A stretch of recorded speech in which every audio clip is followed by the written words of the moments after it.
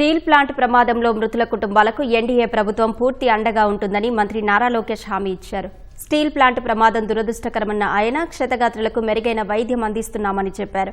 ప్రమాదానికి కారణాలేంటో తెలుసుకోకుండా కొన్ని కార్మిక సంఘాలు వ్యవహరిస్తున్న తీరు సరికాదని మంత్రి ఆక్షేపించారు.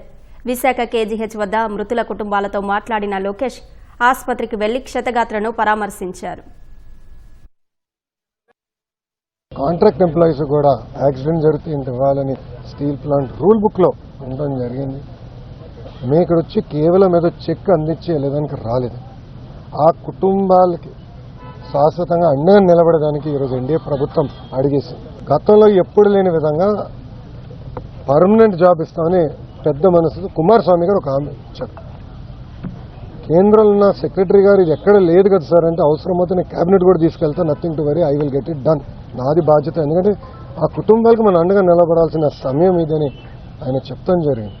ఈరోజు డేట్ మారే లోపల 25 లక్షల రూపాయలు ఫస్ట్ విడత కింద 8 మంది వాళ్ళ అకౌంట్లో డబ్బులు వేస్తడం జరుగుతుంది. ఇంతేకాదు దాని తర్వాత రావాల్సిన ఎక్స్గ్రేషియా, పిఎఫ్ అకౌంట్ నుంచి రావాల్సిన డబ్బులు, స్టీల్ ప్లాంట్ ఇవ్వాల్సిందంతా కూడా మేము మొత్తం క్యాలిక్యులేట్ చేసి ఆ కుటుంబ అకౌంట్లో వేసే బాధ్యత ప్రభుత్వం తీసుకుంటుంది.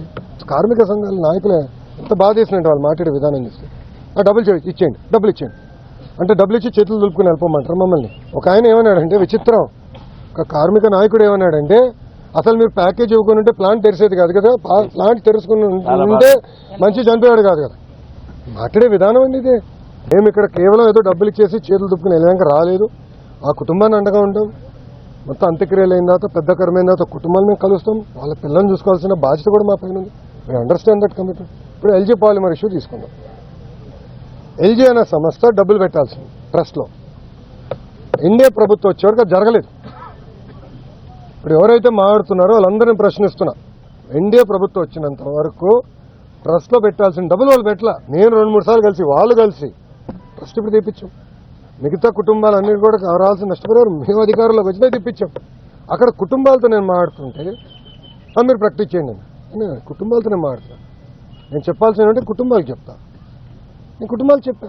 వాళ్ళు ఎవరు నన్ను ఈరోజు ఎవరు వచ్చారండి ఇక్కడికి? టీమ్ 11 కెప్టెన్ వచ్చారు ఇక్కడికి? లేదు కదా. కుమారస్వామి గారు 6 గంటలు ఎందుకు వచ్చారు? ఆయన ఎందుకు ప్రకటించారు? మీరే కావాలని అపోహలు సృష్టించి, కార్మిక సంఘ నాయకులు అపోహలు సృష్టించి, ఇది కరెక్ట్ కాదు. I'm sorry to say. మేము కాపాడాం ప్లాంట్, స్టీల్ ప్లాంట్. మాకున్న చిత్తశుద్ధి మేము కాపాడాం. నాకు ఇప్పుడు కూడా ఫోటో ఉంది.